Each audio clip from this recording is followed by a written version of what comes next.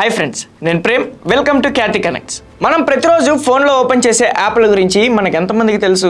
ఒక food order చేస్తాం, ఒక క్యాబ్ బుక్ చేస్తాం, ఒక క్యూఆర్ స్కాన్ చేసి పేమెంట్ చేస్తాం, అంతే. కానీ ఆ ఒక్క యాప్ వెనుక ఎంత పెద్ద కథ ఉందో, ఎంత రిస్క్ ఉందో, ఎన్ని అవమానాలు, ఎన్ని ఫెయిల్యూర్లు, ఎన్ని నిద్రలేని రాత్రులు ఉన్నాయో మనలో చాలా మందికి తెలియదు. అందుకే ఈ రోజు నుంచి ఒక కొత్త సిరీస్ ప్రారంభిస్తున్నాను, ఒక కంపెనీ కథ. ఈ సిరీస్ లో మనం జొమాటో గురించి, స్విగ్గీ గురించి, ర్యాపిడో గురించి, ఇలా మన జీవితంలో భాగమైన కంపెనీల అసలు కథను తెలుసుకుందాం. ఇవి ఎలా పుట్టాయి, ఎందుకు పుట్టాయి, ప్రపంచం ఇది అసాధ్యం అన్నప్పుడు ఎలా నిలబడ్డాయి, చివరకు లక్షల కోట్ల కంపెనీలుగా ఎలా మారాయి. Let's welcome to episode number 1.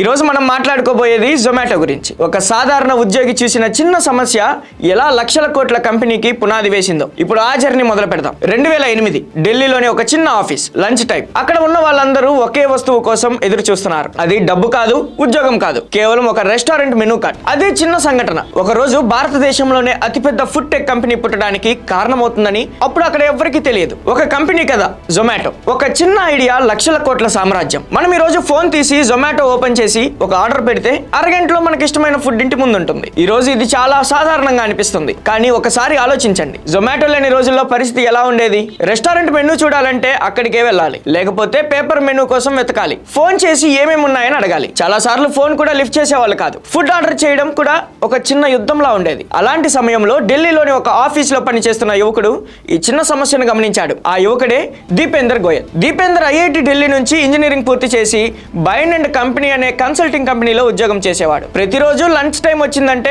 Office లో ఒకటే సీన్. అందరూ ఒకే రెస్టారెంట్ మెనూ కార్డు కోసం ఎదురు చూస్తున్నారు. ఒకరు చూశాక ఇంకొకరికి, ఇంకొకరు చూశాక మరొకరికి. ఒక చిన్న మెనూ కార్డు కోసం అంత సమయం వృధా అవుతుండేది. చాలా మంది ఈ సమస్యను చూసి నవ్వేసి ఉండేవారు. కానీ దీపేందర్ మాత్రం ఒక ప్రశ్న వేసుకున్నారు. ఈ మెనూలన్నీ ఇంటర్నెట్ లో ఉంటే? అదే ప్రశ్న అతని జీవితాన్ని మార్చేసింది. 2008లో తన స్నేహితుడు పంకజ్ చెద్దాతో కలిసి ఫుడీబే అనే వెబ్సైట్ ప్రారంభించాడు. మొదట వాళ్ళు చేసింది ఏమిటంటే రెస్టారెంట్ల మెనూలను స్కాన్ చేసి వెబ్సైట్లలో పెట్టడం మాత్రమే. ఫుడ్ డెలివరీ కాదు, ఆర్డర్లు కాదు, కేవలం మెనూలే. మొదట్లో చాలా మంది ఈ ఐడియాను సీరియస్ గా తీసుకోలేదు. మెనూలు పెట్టడం కూడా ఒక బిజినెస్ అవుతుందా అని ఎగతాళి చేశారు. కానీ కొద్ది కొద్దిగా ప్రజలు ఆ వెబ్సైట్ ఉపయోగించడం ప్రారంభించారు. రెస్టారెంట్ కి వెళ్లే ముందు మెనూ చూడటం వారికి అలవాటు అయిపోయింది. కొద్ది కాలానికే ఫుడీబే పేరు వేగంగా పెరగడం ప్రారంభించింది. కానీ మరో సమస్య వచ్చింది. ఆ పేరు ఈబేతో చాలా దగ్గరగా ఉండటంతో భవిష్యత్తులో ట్రేడ్ మార్క్ సమస్యలు వచ్చే అవకాశం కూడా కనిపించింది. అందుకే 2010లో ఒక పెద్ద నిర్ణయం తీసుకున్నాడు. ఫుడీబే పేరును పూర్తిగా తీసేసి కొత్త పేరుతో ముందుకు వచ్చారు. ఆ కొత్త పేరే జొమాటో. పేరు మారింది, కానీ ప్రయాణం అంత ఈజీగా కాలేదు. ఆ సమయంలో ప్రపంచంలోనే పెద్ద కంపెనీలు కూడా ఆన్లైన్ ఫుడ్ రంగంలో పూర్తిగా స్థిరపడలేదు. భారతదేశంలో అయితే పరిస్థితి ఇంకా కష్టమే. ప్రజలు ఆన్లైన్ లో డబ్బులు చెల్లించడానికి భయపడేవారు. చాలా మంది క్యాష్ మాత్రమే ఇస్తామని చెప్పేవారు. రెస్టారెంట్లు కూడా ఆన్లైన్ అంటే పని పెరుగుతుందని వెనక్కి తగ్గేవి. అయినా జొమాటో ఒక్కో నగరంలో నెమ్మదిగా తన నెట్వర్క్ ను పెంచుకుంది. మెనూలతో పాటు రేటింగ్స్, రివ్యూలు, ఫోటోలు, లొకేషన్ వంటి ఫీచర్లు తీసుకొచ్చింది. ఒక రెస్టారెంట్ గురించి తెలుసుకోవాలంటే జొమాటో చూడడం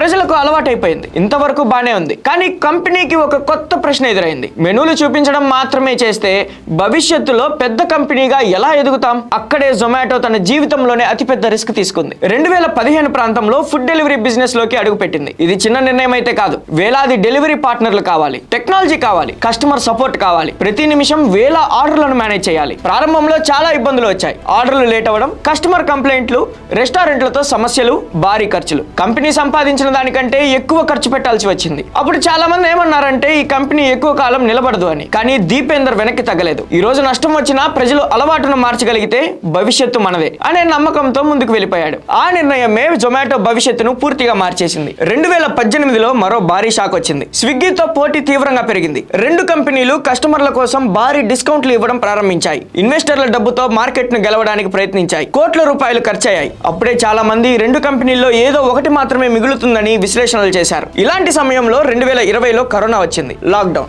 రెస్టారెంట్లు క్లోజ్ అయిపోయాయి, రోడ్లన్నీ ఖాళీ. చాలా మంది జొమాటో కథ ఇక్కడతో ముగిసిపోయింది అనుకున్నారు. కానీ కొన్ని నెలల తర్వాత పరిస్థితి పూర్తిగా మారిపోయింది. ఇంట్లో ఉన్న ప్రజలు ఆన్లైన్ ఫుడ్ ఆర్డర్ చేయడం మొదలు పెట్టారు. కాంటాక్ట్లెస్ డెలివరీపై నమ్మకం పెరిగింది. బయటకు వెళ్లకుండా ఫుడ్ తెప్పించుకోవడం ఒక కొత్త అలవాటు అయిపోయింది. ఈసారి జొమాటో ఈ అవకాశాన్ని వదులుకోలేదు. కరోనా తర్వాత కంపెనీ మరింత వేగంగా ఎదిగింది. 2021లో భారత స్టాక్ మార్కెట్ లో జొమాటో ఐపీఓ తీసుకొచ్చింది. ఒకప్పుడు మెనూ కార్డులు స్కాన్ చేసిన చిన్న స్టార్టప్ ఇప్పుడు పబ్లిక్ కంపెనీగా మారింది. లక్షల లక్షల మంది ఇన్వెస్టర్లు దానిపై నమ్మకం పెట్టారు. కానీ కథ అక్కడితో ఆగలేదు. 2022లో జొమాటో మరో సాహసోపేతమైన నిర్ణయం తీసుకుంది. బ్లింకిట్ ను కొనుగోలు చేసింది. చాలా మంది దీన్ని విమర్శించారు. ఇప్పటికే ఫుడ్ డెలివరీతో లాభాలు రావడం లేదు, ఇప్పుడు ఇంకో కంపెనీ ఎందుకని ప్రశ్నించారు. కానీ దీపేందర్ దూరంగా ఆలోచించారు. భవిష్యత్తు కోసం ఫుడ్ కాదు, ఏ వస్తువైనా నిమిషాల్లో ఇంటికి చేరే ప్రపంచం వస్తుందని అతను నమ్మాడు. ఈ రోజు అదే క్విక్ కామర్స్ అనే పెద్ద మార్కెట్ గా మారింది. ఇప్పుడు జొమాటో కేవలం ఫుడ్ కంపెనీ కాదు, technology, logistics, data, recovery network అన్ని కలిపిన ఒక పెద్ద ఎకోసిస్టమ్ గా మారిపోయింది. ఈ మొత్తం కథలో మనం నేర్చుకోవాల్సింది ఒకటే: